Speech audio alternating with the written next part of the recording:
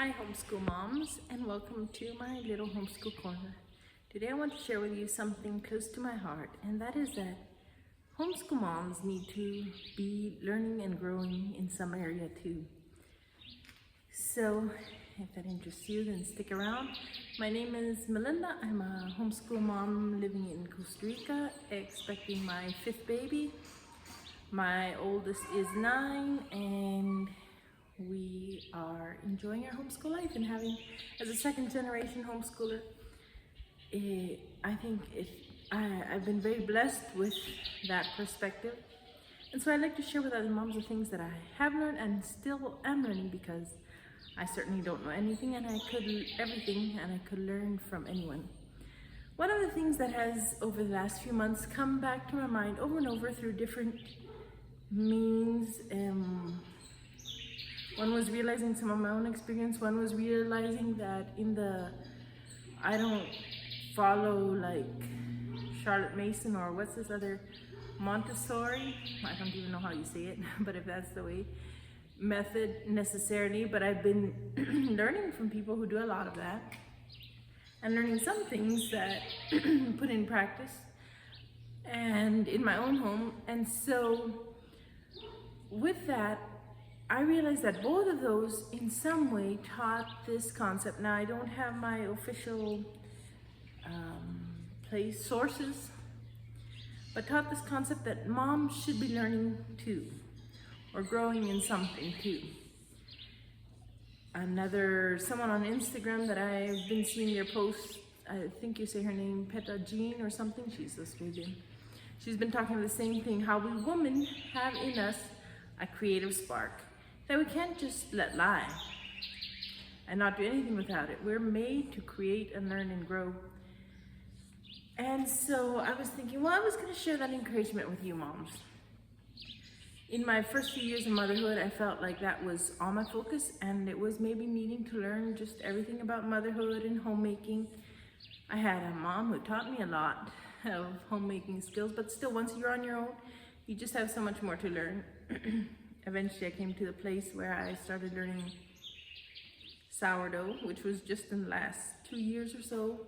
Before that I didn't have time for it, or didn't think it was necessary. Different things like that, where I've been growing and learning and just realizing that it enriches my motherhood. It helps me enjoy motherhood more, learning. Another thing, like about 3 years ago, I started learning a little bit about the blogging and social media or YouTube world. That's certainly not for everyone. It's something I enjoy doing. It's my way of making something creative, of expressing my creativity. And I noticed that being able to do little bits of time has been really helpful, because I enjoy motherhood so much more. Now, there's several points I wanted to bring about it. We want to teach our children to love learning, so they should see us loving to learn in whatever area it is, and loving to create. Now, I'm not an art mom at all. I don't enjoy doing arts and crafts. I do it sometimes for my children's sake, because they really do enjoy it. But personally, I do not enjoy it. And yet there's other things they see me creating and working on and making beautiful, because we were designed to create. And so our children see us loving to learn some new skill or to create something, and they pick up that too. Because if we just stick with the same stuff, don't do anything, just spend time scrolling on our phones, we waste a lot of time, and we waste the potential for our children to learn that too. Some moms I know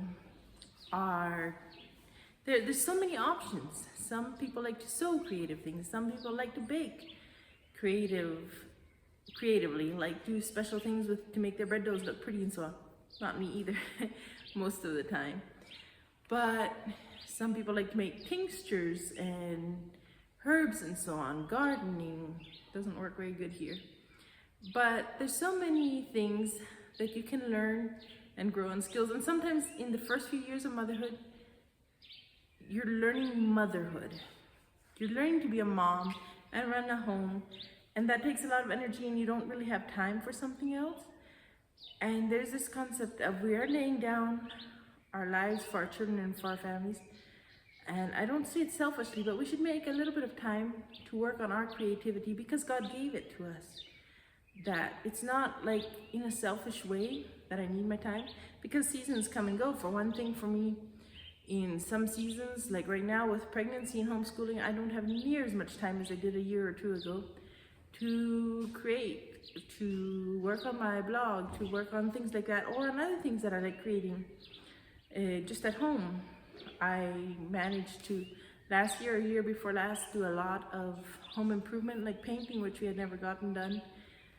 I started with plants, which I never had plants really because I didn't like taking care of them, and I found out about 2 years ago or so that I really like hanging plants. So now I have quite a number of hanging plants around my place wherever it works. But things like that, it's something where it's not just motherhood and homemaking and little creative things, little things I'm learning in all those aspects. And I would encourage moms to, we need to keep learning too and growing in some area. And there's seasons for our creative outlets, for our side hustles maybe. There's seasons where we kind of have to put it aside. Pregnancy and postpartum, I know, will limit it very much for me. But it's still there. I still occasionally work on it. It gives me a little boost, a little bit of cheer to be able to work on something. And then I feel like I have more energy to be working with my children, working with a homeschool, putting love into that too, because I've done something that I really enjoy. So if you're at a stage where it's really hard to now, or you can't do near as much as you like, don't give it up. Maybe you can just do a few minutes a week of something. Maybe you like painting pictures or drawing or something. And there will be seasons when there will be more time, because my youngest is over 3. It's been the first time I've had an over 3-year-old without having a little baby. And so I definitely had more time than with my older children. And yet now that time is going to be kind of on pause for a while. Not totally, but in a lot of senses. And that is okay too. But enjoy that God put a creative spark in all women. We're designed to create beauty and order and loveliness in whatever way. There's so many ways. There's so many things that I'm not, that many people are. Like I said, creative sewers, I know how to sew, but I just like my basic sewing. Painters, drawers, artists, women who make tinctures, not me either. But that's okay. And I know making videos and things is not something a lot of women enjoy. But a few of us do, because that's one part of our creative outlet. Or making our homes beautiful or something. So keep learning, showing your children that example. Grow in your creativity. Don't carry it as a burden, but don't figure you shouldn't do anything extra, because we were designed, I believe God designed us to have a creative side. And just like this one Petra Jean on Instagram, I've been hearing her say, our territory as women is our homes and our children, but God has also given us a creative territory, a place where we can create unique beauty that fills our soul in whatever way. So that's my encouragement for you. If more homeschooling or homemaking or mothering young children, if that's down your line of interest, be sure to subscribe, and we'll see you in the next video.